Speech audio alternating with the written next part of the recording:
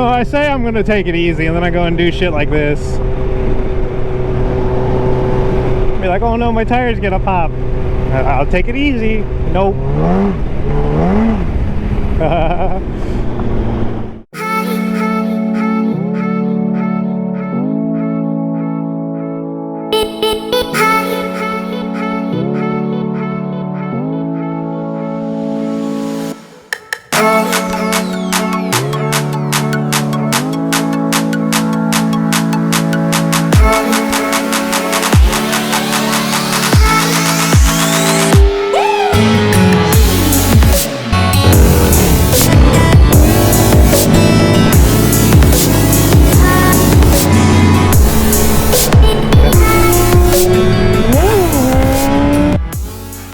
How is it going, guys and girls? Today we're going to be doing tires on the R1. In the last video, my tire is not doing so hot.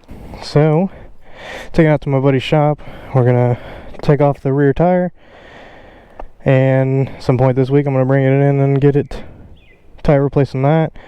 And I don't have a front paddock stand, so we'll have to figure it out once we get there. But I'm pretty sure we're just going to strap the bag to the rafters and get it taken off. Alright. So I just got to take it slow. He lives on gravel, so that's going to be a little rough. But let's get rolling. And hopefully I don't lose my tire on my way there. Got a lot of stuff planned for the channel. Getting a Grom. A little stunt Grom. It's already been stunted out and wrecked and everything like that. So gonna get it to get a little bit better at slow wheelies. Because as of right now, I can't do slow wheelies. I can do wheelies going down the road. Oh god, this tire. But as of right now, I can do, like, you know, wheelies on this bike at 60. Just little wheelies, but I got the Grom so that way I could learn how to do slow wheelies. Seems to be alright so far. The worst part is we're gonna have to drive a mile on gravel. But I'll just take her easy. Can definitely feel the tire being worse than it was before, or maybe I'm just got used to not riding it. Been riding that red Buell. Forgot to show you guys whenever I was there. Get a video of it later or something. But that's a really fun bike. It's called the Rotax. It's an 1125 V-twin. Revs up to 12,000. It's a really unique and fun bike. The only thing that sucks about it is you can't get parts for it. So if anything breaks, you better hope somebody has it used, or by rare chance that there's still one available new. I miss riding this bike so much. The Buell is fun. It's fun in its own way. It's real torquey. Comparatively, you know, it's like a MT-07 or MT-09 or MT-10, you know, the torquey bikes, or like the Super Duke. Those are real fun bikes, but man, I do miss riding this one. It's my baby. And for some reason, you know, this is a super sport bike with a super aggressive rider position, but I feel like it's more comfortable, man. Like, at least for I'm short, but sketchy bridge. I'm short, but it just feels way more comfy than even my Harley did whenever I had my Harley. I had a 2010 Harley Sportster 1200 stock seat and everything, and that thing was awful on the good old back. You guys saw that bike in my last video, actually, because I sold it to my buddy Scooby. He rides it around right now, and he rides the absolute living piss out of that thing, dude. Like, he straight up was on rev limiter all the time. You know, we were out hooning with the big bike boys, the 600s and the leader bikes, and he was keeping up, man. I was sitting there doing 160, and I was, you know, behind everybody, making sure Scooby didn't get left behind. And I was ahead of him. I was doing like 160 just to play around a little bit. Then I slowed down to about 120, and then this dude, I just hear him pass me, banging rev limiter in 5th gear, top gear on those bikes, just passing me, and I'm like, holy shit, I gotta see how fast he's going. He's still sitting there banging rev limiter in top gear, and I sit there and I pace him, and my speedometer said 145, and that just blew my mind. I was like, god damn. I mean, I did 130 on that bike, but wow, banging rev limiter in top gear. And when we got to where we were going at the lake, we all pulled up, and me and Scooby were the last ones to pull up, and everyone starts looking because, you know, we just pulled up, and I just point at the Harley, And they were like, how'd you keep up with us? He earned a lot of cred with the big bike boys keeping up with us in the Harley.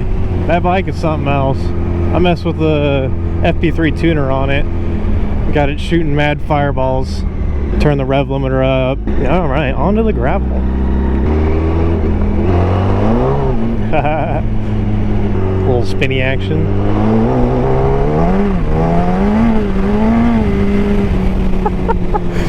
I'm a fucking maniac.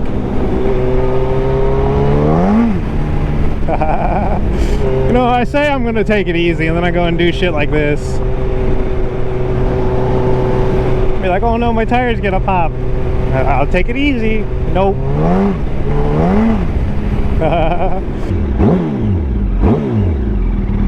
Oh, badoink. This is my father, aka the cop that everybody thinks is a cop around here. Alright, we're here at my buddy's shop. We're gonna get this gross ass, nasty ass tire off. I got the rear paddock stand here. Alright, so that's not gonna work because of, I need to get that bolt out and slide the axle out. So we found these big heifers. So we're gonna see how this works. Okay. There you go. Alright, now we got both the wheels up off the ground. Start taking them off.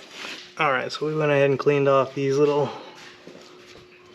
markers right here. 1, 2, 3, 4, 5, 6, and then 2 dash lines there. Always want to make sure the top is similar. It's not bad. That's bad. Alright, so first thing we're going to do is take off this nut right here. It's a 32.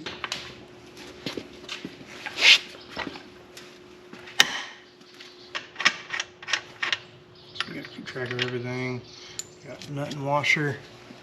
Knock it out, axle comes out, roll it forward, chain comes off, move caliper out of the way. You got it. Oh, there she drops. Support. Chain off, sit to the side. And back. Through the rim or through the frame? What? So in all the videos I've seen, everyone mentions there's a notch, but no one ever shows it. And I just now saw what they meant. So on this caliper, when you go to put it back on, notch in here, and it just recesses in there into this little spot. Okay. There we go. Alright, so for the front one, we're going to need to remove this guy right here. And this one is a 22. Hold the fork steady. Oh, now you want to hold that back end down? Yeah. There we go. So there's that bowl. An 8mm out for these guys. Never forget the cinch bolts. You'll be beating on it. Wonder why it's not coming off. 12mm caliper bolts.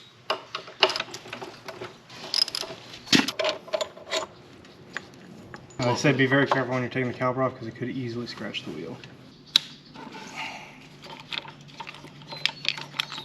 I'm going to hold the wheel up. There you go. Come grab it.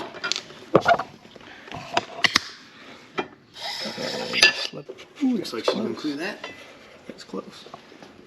We're going to get these taken to Dunlop Power Sports to get the tires changed out for some Q3 pluses this week. And yeah, hopefully I'll have new tires on this. I'll be riding the Buell. I might make a video on the Buell. Alright guys, just got back from Dell's Power Sports. Getting these tires picked up. Alright, let's get it put back on the bike. Alright, so first thing we're going to do, take this axle back out. Get some, just any kind of grease really, bearing grease. Just going to put a little bit on it. Just to keep everything nice and lubricated. Alright, so you're going to look for, where'd the arrow go? Lost it. Right there. Make sure the arrow is facing the right direction, and make sure the tire shop did it right by making sure that if you're doing this on a 2006 R1 with stock wheels, make sure that these aren't going to catch air rotating forward. So get your wheel lined up, your tape removed from your dust covers. Take our axle. We're going to roll this back. Line the calipers. Alright, so while he's holding the calipers, I'm going to Pull this back, fix the dust cover.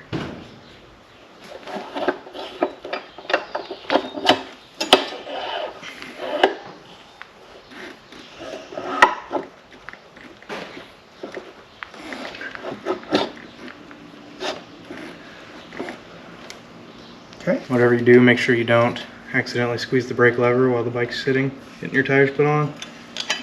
And when you wiggle them on the rotor, when you take them off, it helps you put them back on easier. Spread them out a little bit. Just trying to get the pads to cooperate, because they are not cooperating. There we go. Both caliper bolts on each side, snug down by hand. We're going to grab the torque wrench, look up the spec, and get all that torque down, and then get this torque down as well as our cinch bolts. We'll move on to the rear.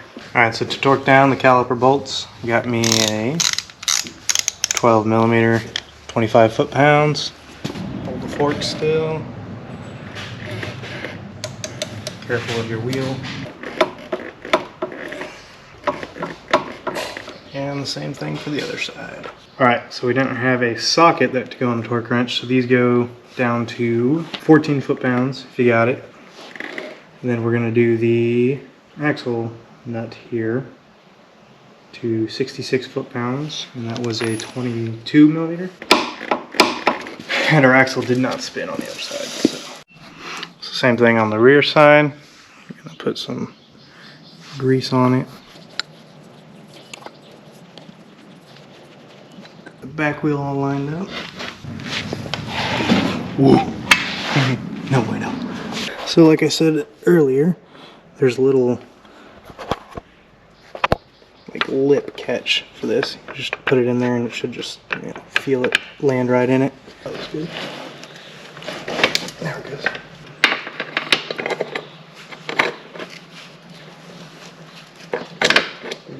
Excellent. Come here, you.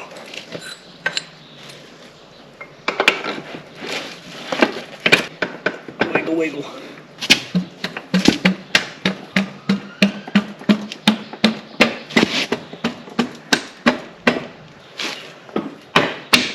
Got it. So just make sure your chain's on there. Make sure your slop is where it was before. I check our things. 1, 2, 3, 4, 5, 6, 7, 8. Same on the top and same on the side. Put your washer on the right way, because washers are directional. The rounded edge goes out. More of a sharp side goes down. Alright, so it's a 32 millimeter on the rear again. And then we're going to do 108 foot-pounds of torque.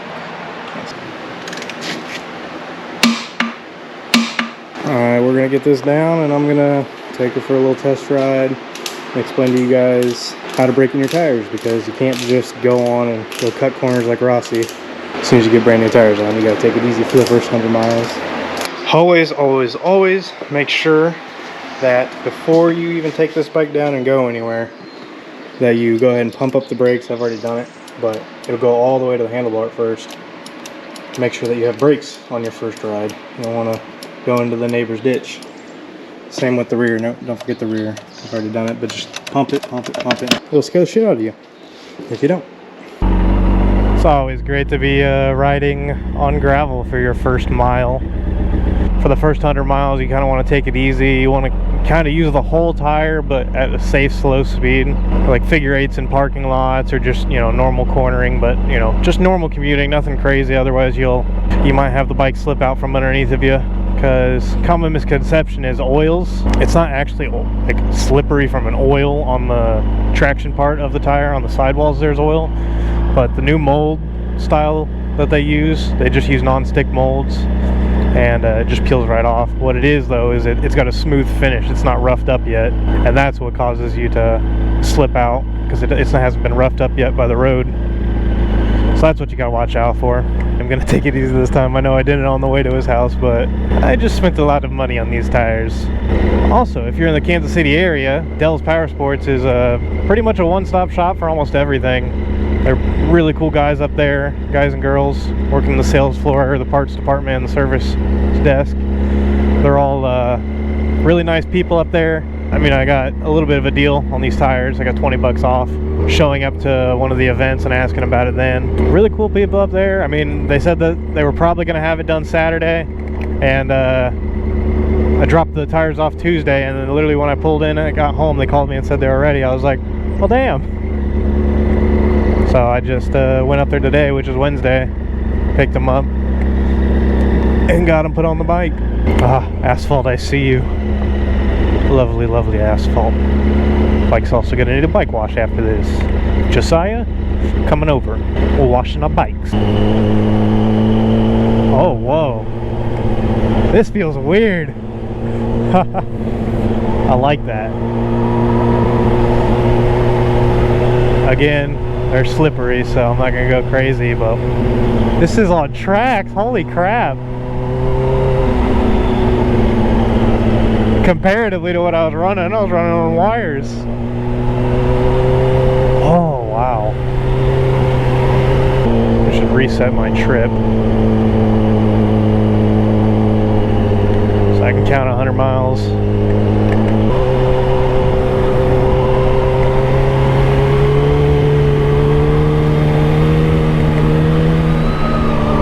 Holy crap. That's so awesome feeling. Josiah, you're right. Definitely completely changes the bike. I haven't even gone fast yet. I can just feel it right here.